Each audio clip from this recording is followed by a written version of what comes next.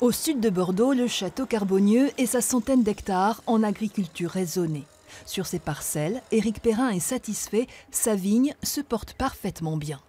À ce stade de la maturité, nous venons de terminer ce qu'on appelle en fait la véraison. C'est-à-dire que les raisins qui étaient verts, même presque vert foncé, commencent à devenir en fait translucides. La canicule a stoppé net les risques de maladie. Cet effet, disons, canicule, non seulement pour nous c'est le meilleur en fait antimildiou qui puisse exister, mais en même temps la plante résiste très bien et au contraire ne souffre pas en fait de la chaleur. Si on avait eu ce phénomène canicule en début de saison, au moment où la vigne était fragile, ça aurait été très embêtant.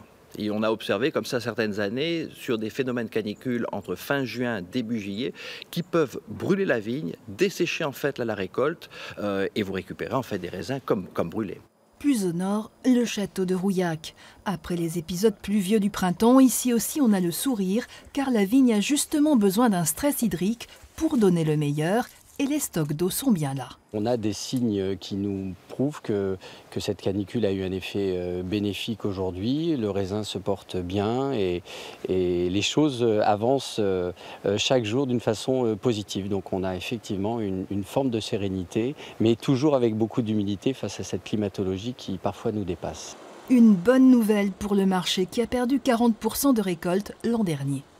On avait perdu beaucoup de marchés depuis le début de l'année de par la faible récolte 2017. Si on a une récolte 2018 en quantité et en qualité, on pourra en 2019 regagner des parts de marché qu'on avait perdues depuis le début de l'année. Les vendanges devraient débuter d'ici un mois et ce millésime pourrait rebooster un marché à l'export en recul de 10%.